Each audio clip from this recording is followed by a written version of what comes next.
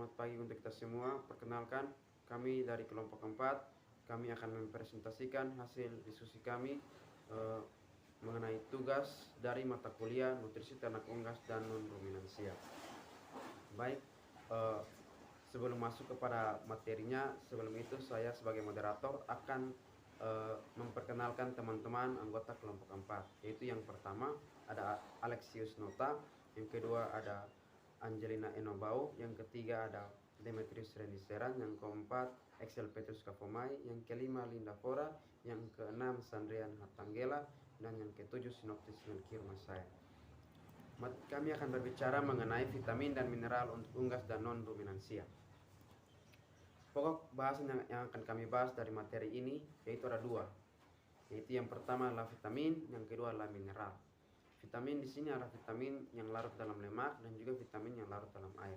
Kami akan berbicara mengenai fungsinya, pengaruh kelebihan dan kekurangannya pada ternak. Dalam mineral juga sama, ada dua, yaitu mineral makro dan mineral mikro. Di sini juga kami akan membahas hal yang sama, yaitu mengenai fungsi mineral, pengaruh kelebihan dan kekurangannya pada ternak. Baik, untuk yang pertama adalah vitamin. Vitamin adalah bahan organik yang diperlukan dalam jumlah sedikit, namun penting untuk kesehatan, pertumbuhan, reproduksi, dan kebutuhan pokok. Vitamin mempunyai peran langsung maupun tidak langsung. Contohnya vitamin A, langsung dapat mencegah penyakit mata. Namun, ada vitamin yang secara tidak langsung, misalnya hanya sebagai aktivator maupun komponen enzim dalam metabolisme tubuh. Untuk materi kedua, saya akan mempersilahkan teman saya. Baik, selanjutnya vitamin yang larut dalam lemak. Yang pertama, vitamin A. Fungsi vitamin A terbagi menjadi 5 bagian. Yang pertama, mencegah seroptalmia dan kebutaan. Yang kedua, esensial untuk pertumbuhan badan, tulang, dan gigi. Yang ketiga, membantu memelihara sel epitel jaringan kulit, sistem pernafasan, dan pencernaan. Yang keempat, berperan sebagai koenzim pada sintesis glikoprotein dan berfungsi seperti hormon steroid, yaitu sebagai peran dalam sintesis sel yang menjerumuskan diferensiasi sel.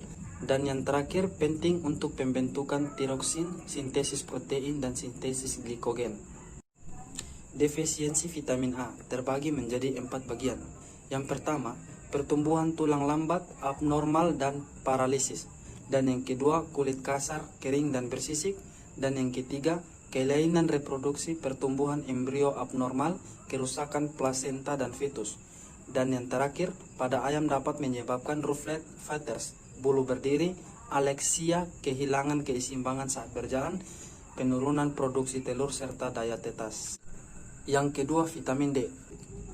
Yang pertama, membantu penggunaan kalsium Ca dan fosfor P dalam penyerapan dan metabolisme untuk pembentukan kerangka, tulang, gigi, paru yang keras, serta kerabang telur yang kuat.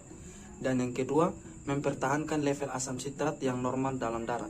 Yang ketiga, mencegah kehilangan asam amino melalui ginjal. Dan yang terakhir, berfungsi sebagai hormon dalam bentuk senyawa aktif vitamin D. Defisiensi vitamin D. Defisiensi vitamin D terbagi menjadi 5 bagian. Yang pertama, metabolisme Ca dan P terhambat sehingga kerabang telur tipis dan lembek. Paru lembek, kakinya lemas sehingga dapat mengakibatkan kelumpuhan atau rikteksia.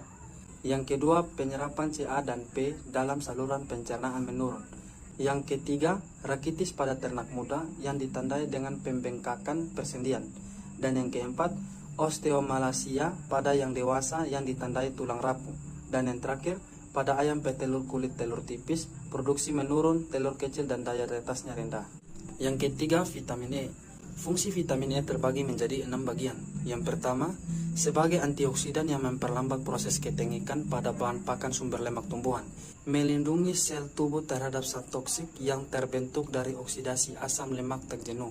Yang kedua, meningkatkan fertilitas pertumbuhan embrio normal. Yang ketiga, untuk integritas sel-sel darah merah. Yang keempat, untuk pernafasan sel, terutama untuk otot jantung dan jaringan otot. Yang kelima, atur di dalam sintesis DNA, vitamin C, dan koenzim. Dan yang terakhir, bersama-sama selenium, melindungi sel dari kerusakan peroksidasi. Defisiensi vitamin E terbagi menjadi 3 bagian. Yang pertama, mengganggu fungsi normal jaringan otot, kelainan pada koordinasi otot. Yang kedua, fertilitas dan daya tetas menurun, perkembangan fetus terganggu. Dan yang ketiga, nekrosis hati dan degradasi ginjal. Adapun sumber vitamin E, tepung daun alfalfa, kecamba biji-bijian, dedak serta hijauan, dan sering ditemukan dalam biji kedelai, biji gandum dan GGM atau corn gluten meal. Yang keempat, vitamin K. Fungsi vitamin K terbagi menjadi dua bagian. Yang pertama, untuk pembentukan protrombin di hati dan faktor pembekuan darah yang lain, sehingga dikenal sebagai vitamin anti hemoragi atau mengontrol pembekuan darah. Yang kedua, mengubah prekursor protein menjadi faktor aktif pembekuan darah. Pada kuda dan mamalia dapat mensintesis vitamin K di dalam saluran pencernaannya dengan bantuan mikroorganisme atau bakteri dan diserap dalam jumlah yang cukup untuk memenuhi kebutuhannya. Akan tetapi, ternak unggas ususnya pendek dan mikroorganisme terbatas sehingga unggas membutuhkan sumber vitamin K yang cukup. Hanya sebagian vitamin K di kolon yang diserap. Defisiensi vitamin K menghambat pembekuan darah, akan terjadi pendarahan dan kematian. Defisiensi vitamin K ditolong manadion 100-400 mg per 24 jam pada kuda, tergantung bobot dan umur kuda dan beratnya perlukaan. Adapun sumber vitamin K, alfalfa, jelai, jagung, tepung ikan, hijauan kering, hijauan segar, gandum terigu, kacang-kacangan termasuk kacang kedelai. Oke baik, kita lanjut pada bagian yang berikut, yaitu vitamin B5 atau asam pantotenat. Fungsi asam pantotenat yang pertama yaitu membantu proses metabolisme karbohidrat, lemak, protein, dan melepaskan energi. Yang kedua, membentuk asetikolin yang penting untuk meneruskan impuls saraf. Yang ketiga, sintesis pirofin yang penting untuk sintesis hemoglobin. Yang keempat yaitu sintesis kolesterol dan sterol-sterol lain. Yang kelima, membantu membentuk hormon-hormon steroid dan pembentukan antibodi. Defisiensi asam pantotenat yaitu pertumbuhan lambat, hilangnya nafsu makan, warna bulu kusam, turunnya produksi dan daya tetas telur. Yang berikut yaitu vitamin B7 atau biotin. Fungsi biotin yaitu berperan sebagai koenzim dalam metabolisme karbohidrat, lemak, dan protein. Defisiensi biotin yaitu kaku pada kaki, kuku retak-retak, dan dermatitis, menurunkan efisiensi penggunaan pakan. Pada kuda, paralisis kaki belakang. Pada unggas, menyebabkan kulit mengeras dan paruh dan mata, kelainan pada tulang rawan, dan menurunnya daya tetas. Yang berikut yaitu vitamin B6.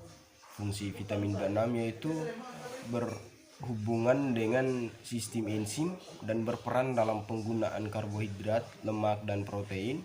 Oleh karena itu, sangat penting dalam mencerna pakan. Defisiensi vitamin B6 yaitu kekejangan pada semua jenis ternak. Pada babi menunjukkan anoreksia dan pembentukan lambat, pertumbuhan lambat, bulu tumbuh jarang atau tidak merata, dan kasar, produksi telur serta daya tetas telur menurun. Yang berikut adalah rendahnya tingkat pertumbuhan dan kegagalan produksi, anemia, dermatitis, degenerasi sel saraf, dan gangguan penglihatan. Yang berikut yaitu vitamin B12 atau cyanocobalamin. Fungsi vitamin B12 yaitu yang pertama, pembentukan sel-sel darah merah dan mengontrol anemia. Yang kedua, berfungsi dalam tubuh dalam dua bentuk koenzim, yaitu koenzim B12 dan metil B12. Baik, saya Excel Petrus Kavomai akan melanjutkan dari pemateri sebelumnya yang saya berbicara tentang vitamin C. Vitamin C disebut juga asam ascorbat, merupakan senyawa yang strukturnya relatif sederhana. Erat kaitannya dengan gula monosakarida. Vitamin C dapat disintetis dari glukosa dan gula-gula sederhana lain oleh ternak. Ada dua bentuk alamiah vitamin C, yakni asam ascorbat dan asam dehidrokskorbat. Fungsi vitamin C yang pertama, pembentukan kolagen. Yang kedua, metabolisme asam-asam amino, tirosin dan triptofan, metabolisme lemak serta mengontrol kolesterol. Yang ketiga, penyerapan dan peredaran zat besi sebagai antioksidan umum. Yang kelima, memelihara gigi dan tulang, memperkuat kesehatan pembuluh darah. Defisiensi vitamin C, pembengkakan peredaran gusi, gigi lepas, sendi bentuk abnormal, kapiler mudah pecah sehingga mudah terjadi perdarahan, degenerasi otot, termasuk otot jantung, sehingga dapat menyebabkan kematian.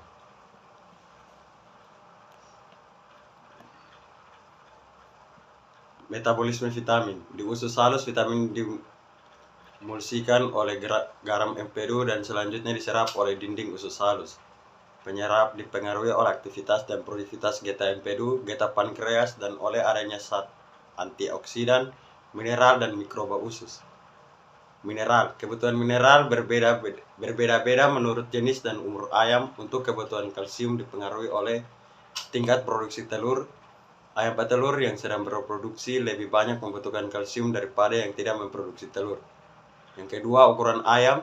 Ayam yang lebih besar mengkonsumsi ransum lebih banyak dan dengan sendirinya berbeda pula konsumsi kalsiumnya. Yang ketiga, umur ayam. Ayam yang lebih tua membutuhkan kalsium yang lebih baik daripada ayam yang umurnya lebih muda. Yang terakhir, kandungan energi metabolisme ransum. Ransum yang mengandung energi metabolis tinggi akan mengurangi konsumsi ransum. Ini menunjukkan akan ada kekurangan nutrisi lainnya yang masuk ke tubuh ayam termasuk kalsium. Baik, selanjutnya fungsi mineral. Yang pertama, untuk pembentukan otot, tulang dan gigi, menjaga keseimbangan asam basa yang tepat dalam cairan tubuh.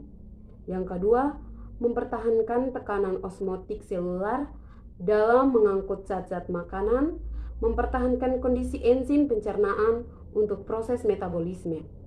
Yang ketiga, mempertahankan konsentrasi urat daging, jantung dan syaraf secara normal, membantu bekerjanya vitamin. 1. Mineral esensial makro. A. Kalsium dan fosfor. Mineral kalsium dan fosfor merupakan jenis mineral yang paling besar perannya pada ternak. Hal ini karena kedua mineral tersebut menempati porsi terbesar dari bagian tubuh. Definisi mineral kalsium dan fosfor. Kekurangan nafsu makan sehingga berakibat kehilangan berat badan, penurunan produksi air susu, riketsia, kelumpuhan, gondok, mata kabur, anak non-ruminansia lahir memiliki bulu sedikit, dan mati muda. B. Dikalsium fosfat merupakan suplemen sebagai sumber mineral untuk pakan ayam petelur. DCP merupakan bahan yang telah dimurnikan sehingga penyerapan kalsium dan fosfor mudah dan memberikan hasil yang lebih baik dibandingkan dengan sumber mineral lain. C. Monokalsium fosfat. Monokalsium fosfat merupakan salah satu bahan pakan sumber mineral kalsium dan fosfor yang diproses secara DCP, namun kandungan mineralnya lebih tinggi dibanding. D. Kebutuhan kalsium dan fosfor untuk broiler dan petelur. Kebutuhan kalsium dan fosfor pada broiler masa awalnya masing-masing adalah 1% dan 0,45% dari ransum. Sedangkan pada broiler periode finisher dibutuhkan kalsium 0,85% dan fosfor 0,4% dari ransum. Kebutuhan kalsium dan fosfor untuk anak ayam petelur masing-masing adalah 0,9% dan 0,7% dari ransum. Untuk ayam petelur masa produksi kebutuhan kalsium dan fosfor masing-masing adalah 25% dan 0,5% dari ransum. Baik, terima kasih atas waktu dan kesempatan yang diberikan kepada saya. Di sini saya akan melanjutkan ke materi sebelumnya. Di sini saya akan membahaskan tentang kebutuhan mineral untuk ayam petelur. Ayam layar atau modern membutuhkan mineral yang sangat tinggi. Kebutuhan mineral dalam ransum ayam petelur tidaklah dominan, biasanya hanya berkisar 5-8% dari total ransum. Mineral juga berperan aktif dalam berbagai proses metabolisme tubuh seperti prekursos atau bahan pembantu kerja enzim, hormon, dan non-transport. Kebutuhan mineral juga beberapa selain ayam petelur pada fase produksi. Teman-teman bisa lihat pada tabel berikutnya. Yang berikut itu fungsi natrium, kalium, dan klor atau klorida. Natrium atau Na berfungsi sebagai pembentukan garam dapur bersama kalium sangat penting dalam proses difusi glukosa dalam tubuh. Yang kedua, kalium bersama mineral. Kalium dan Na sangat besar perannya untuk fungsi pompa Na dalam mengatur difusi positif glukosa dan air dalam sel tubuh. Jadi kalium dan natrium ini bekerja sama dalam mengatur keseimbangan air dalam tubuh sel. Yang berikut itu fungsi klor atau klorida adalah untuk mengatur keseimbangan cairan dan elektrolit, keseimbangan asam basa, getah lambung, pergeseran klorida pada transport HCO3 di dalam eritrosit. Sumber utama kalium adalah garam dapur. Baik, saya akan melanjutkan materi berikutnya, yaitu mineral esensial mikro. Mineral esensial mikro terbagi atas 6 bagian, yaitu yang pertama besi, yang kedua tembaga, yang ketiga kobalt, yang keempat selenium, yang kelima seng, yang keenam magan. Pencampuran mineral dalam ransum adalah semakin besar ukuran partikel mineral, lebih lama bertahan dalam tubuh sehingga dilepas secara perlahan. Metabolisme mineral dalam tubuh ternak non-ruminansia adalah elemen mineral umumnya diserap oleh tubuh dalam saluran pencernaan bulk secara aktif maupun secara pasif. Metabolisme Ca.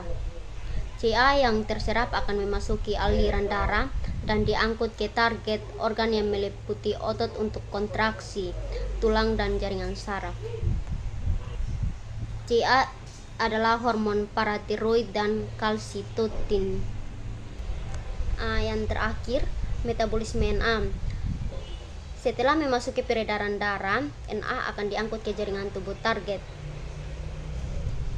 Na yang tidak dipakai akan dibuang bersama urin yang sebelumnya mengalami penyaringan setelah tiba di daerah ginjal. Baik, terima kasih.